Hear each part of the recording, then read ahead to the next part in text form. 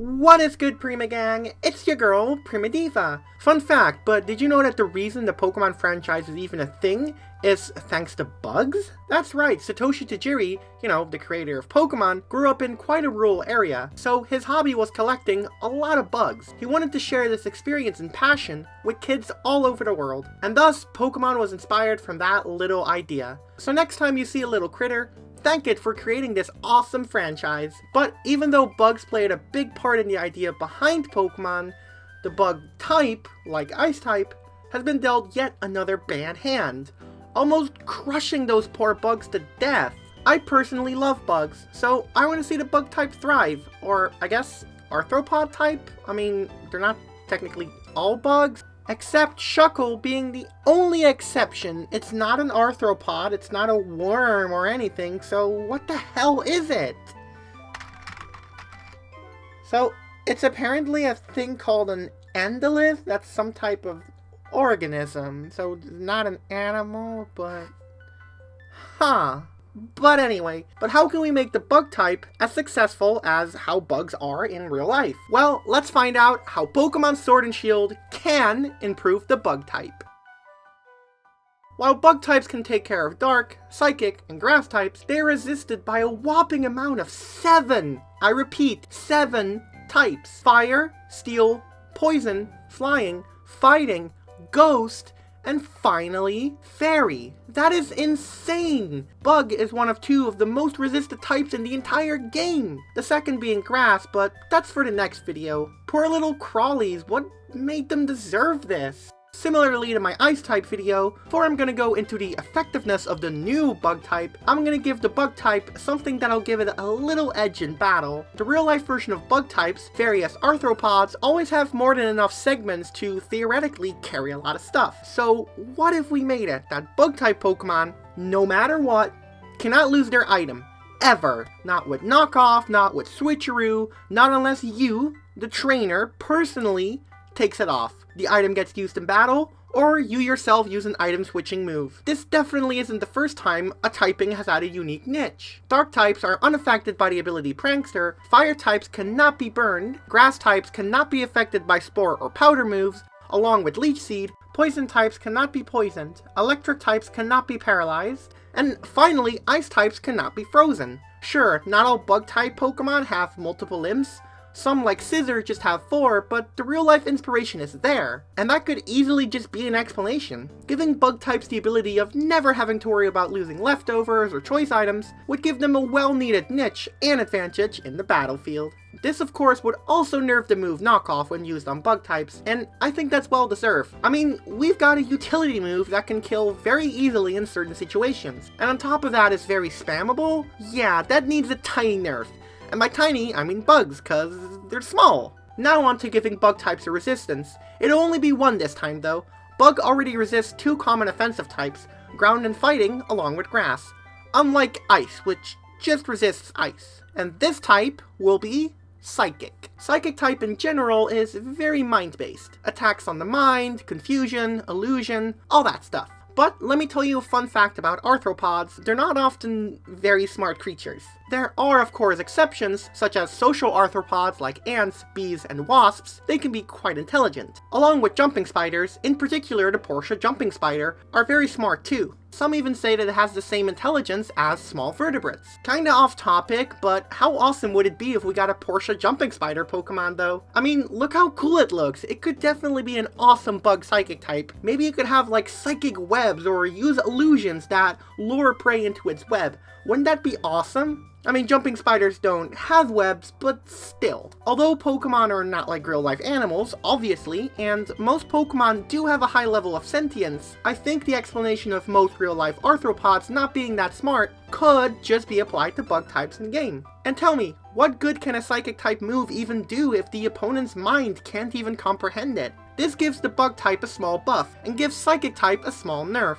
Psychic type already hits a whole bunch in a metagame. Sure, it doesn't hit its own type and it's not very effective on Steel, but I honestly think that the Steel part should just go away because you're doing mind attacks. You're not doing attacks on their armor, you're doing attacks on their mind. And finally, Dark is immune to Psychic, but honestly, with Psychic Terrain being such a good field move, I don't think a small nerf like this would really hurt Psychic type all that much. Next up is giving Bug its well-needed neutral hits against some types. I mean, like I said earlier, it's resisted by 7 freaking types. That is brutal. The biggest offender by far would have to be Fairy type. It has no reason to be resisted by Bug at all, and it's not like Bug type needed a nerf or that Fairy wasn't good enough already, so why the hell was this decision made? Either way, I'm unmaking it right now. Bug type should just be neutral against Fairy types. Next is Ghost. Now why oh why does Ghost resist Bug? Are ghosts less likely to be hit by bugs because they're small? What is the reason? There simply isn't a reason. I swear, with all the resistances that the bug type has to deal with, it feels almost like the developers just straight up forgot about making bug type viable at all. Anyway, bug type should just do regular damage on ghost type. Next up is Poison type. They were actually weak to Bug type in Generation 1. Not sure how many people remember that actually. I'm really not sure why this was changed or why it wasn't just changed to neutral damage. Why though? Are bugs more weak to poison? I doubt it. I mean, anything is weak to poison if there's enough of it if you think about it. So yeah, Bug type should just hit Poison type normally. There's no reason why it doesn't already. Finally, we have Steel. Now, it makes sense why bugs wouldn't be good against a plate of freaking Steel. However, have you seen the amount of types that Steel resists? 10! That's right, 10! This definitely needs to change, and I will likely get the Steel type in the future. However, for now, Bug type should just be able to do normal damage on Steel types. Although, if I really wanted to think of one reason, and this is a stretch, I might add, and that is that Spider Silk is more powerful than Steel Thread? Yeah, it's a stretch. But seriously, if any type deserves a nerf, it's definitely Steel. With the Bug type only being resisted by 3 types, Fire, Flying, and Fighting, I think the typing has gotten a lot better already. However, another problem with Bug type Pokemon is that their stats usually aren't that high, as a lot are often found early in the game to help the player understand evolution. So, what can be done about this? To begin with, I think a new healing move should be given to bug types, called Molt. Many arthropods molt. This is where they grow new skin and get rid of the old one, sometimes even consuming it for energy or various nutrients. That might sound really weird, I mean, just imagine eating your own shedded skin, but for them it's pretty normal. So it seems natural that bug type Pokemon should be able to do this as well. The move Molt will act similar to Recover, giving the user 50% of their HP back. However, fun little twist right here, if you have any status condition and you use the move Molt, you only heal 25%, but you also get rid of the status. Many bug-type Pokemon are still frail, so be careful while using it when you have a status condition, as the health you regain back might not be enough to survive the next hit. But if you plan ahead, you might just get your health back along with getting rid of that nasty burn or poison. I think this move should be given to generally weaker or lower tiered bug types, such as all the early game bug types, but also Pokemon like Crustle, Vespiquen, Yanmega, Galvantula, Gallisopod, Araquanid, Vikavolt as examples, and many more. I also believe that the move U-Turn should be given to more bug type Pokemon. It is a bug type move after all, along with making it more exclusive in Sword and Shield, so that only mostly new bug Pokemon will obtain this move. This will also make bug types more viable, unique, and give them another cool niche. Now, finally onto the stats. I also think that giving some bug Pokemon better abilities and move pools will negate some of the issues surrounding their low stats. After all, sometimes Pokemon with low stats can be just as good as other Pokemon if they have a good move pool or a good ability. Let me showcase you a hypothetical example. Y'all remember Wormadam, right? That evolution of Burmy you likely never used? Well, one of its forms is Bug and Steel, which is only weak to fire. However, as you can see, its stats aren't really the best. However, I think by giving it the ability Sturdy, along with the move Molt I described earlier, and giving it Sticky Web and maybe Thunder Wave to use alongside Stealth Rock, then it'll obviously be better. It still likely won't be high tier material, but it'll still be overall better, and that's really what matters. Hell, it might just be a decent Pokemon to open up with now.